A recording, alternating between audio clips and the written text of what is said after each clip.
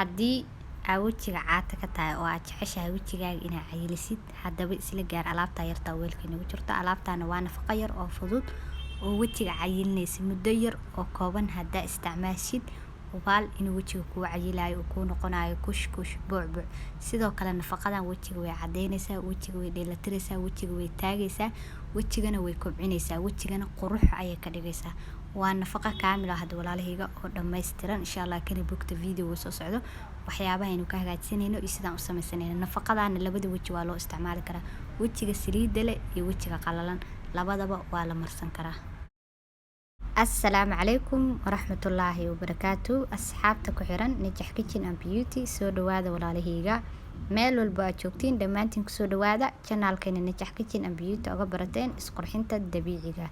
waa walaashin hadeenisida cashar kale cusub ayaa walaalahayga maanta inoo wada sida title video kusoo aragteen. qaybta hore hadda videogana kusoo daawateen wixii wara wixii hadala qaybta hore videoga ayaan kusoo koobnay walaalahayga insha Allah.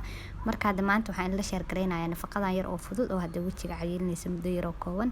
haddii aad isticmaashid insha Allah ilaahay idinkiisa marka igala bogto walaalahayga videoga soo socdo nafaqadan waxyaabaha aynu ka hagaajisanayno iyo sidaan u samaysanayno. bismillaah, nafaqadii ayaan isku dardarsanaynaa walaalahayga wejiga cayilinaysay wejigana cadeynaysay. marka hore walaalahayga waxaan soo qaatay waxa weelka yarka waxa inoogu jiro oo marka hore u baahan tahay waxa waaye waa sabiib waaye. sabiibkan xalay ayaan biyo la dhigay walaalahayga uu noo soo rado. waxaa la rabaa sabiibka inta aad isticmaalin ka hor inaad biyo la dhigtid si uu u rado oo u jilco. marka sabiibkan xalay ayaan biyo la dhigay walaalahayga xalay oo dhan ayuu biyo la yaalay walaalahayga. muhiimna waaye marka sabiibka inta aad isticmaalin ka hor inaad biyo la dhigtid si uu u jilco oo maasha Allah uu noqdo hadhowti marka had isticmaalaysid uu iskugu dheelatirmo. sabiibkan walaalahayga sidiisaba waa nafaqo maasha Allah. sabiibkii noo radsanaa walaalahayga ayaan waxaan ku gadinayaa makiinada yareed oo heelka lagu shiidaayay. marka waan soo shiidayaa sabiibka. markii aan soo shiiday ayaan isku soo noqonaynaa walaalahayga. biyihiisana hadda wuu wataa, biyihii aan xalay aan kula radiyay oo ku dhidhimo wuu wataa kama miirin. markii aan soo shiiday ayaan isku soo noqonaynaa.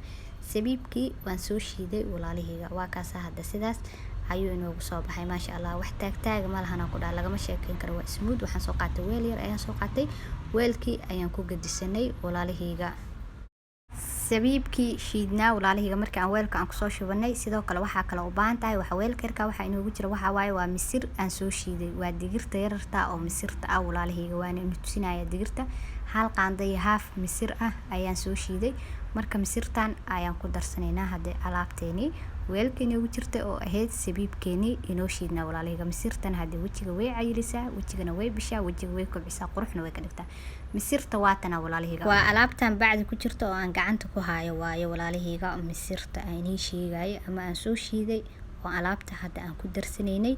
misirtan walaalahayga waxa lagu gadaa meelaha digirta lagu gado, galeyda iyo qamadiga meelahaas ayaa ka helaysin walaalahayga. meeshaas ayaana ka soo gaday. waxaan kale walaalahayga ku darsanaynaa hal qaando yoogada ayaan ku darsanay alaabteeni weelka inoogu jirtay. waa yoogadka baleenka walaalahayga oo garoorka oo fadhiya waaye. waana kaasa yoogadka aan isticmaalayo oo hadda alaabteeni aan ku darsanay. markaan yoogadka alaabtii aan kusoo darsanay sidoo kale waxaan kale ku darsanaynaa walaalahayga capsulka ayaan ku darsanaynaa. waa capsulkii vitamin E ga ahaa waaye walaalahayga oo wejiga iyo jirka la marsanayay. 2 xabo capsula ayaan ku darsanaynaa. capsulkan haddii wejigaaga uu saliid leeyahay ha ku darsanin alaabta inta kale isku dardarso, laakiin haddii wejigaaga qalalan yahay ku darso. capsulkii markii aan kusoo daray walaalahayga 2 xabo ahaa hadda alaabtii waan is dhex gelinayaa. alaabtii ayaan si fiican isku dhex gelinayaa. alaabtii aan isku soo dardarsanay ayaan hadda si fiican isku qasayaa walaalahayga.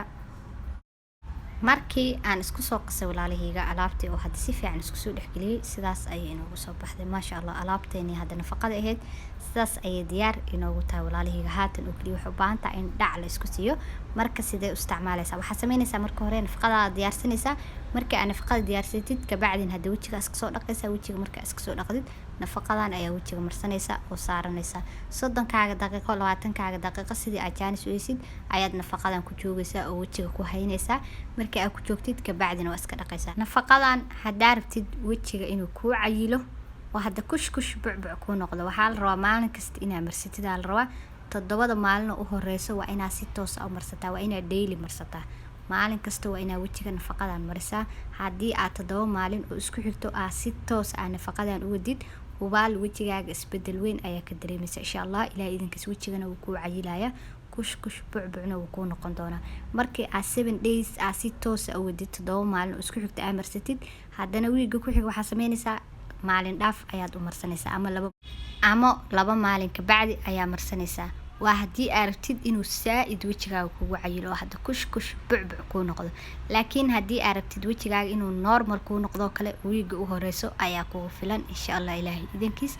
marka nafaqadan sidaas loo isticmaalayo walaalahayga insha Allah hadha yarsanina sheena ila soo tijaabiya walaalahayga nafaqadan insha Allah wixii warana wixii akhbaar haddii igu soo warceliya waa 2 weeks oo kaliya haddii aad si toos u wadid insha Allah ta'ala wejigaaga hadii waad ka dareemaysaa isbedelka waliba wiiga ugu horeeyo kale. haddii wejigaaga aad rabtid xoogaa leh inuu kush kuu noqdo kale wiigaas ayaa kugu filan.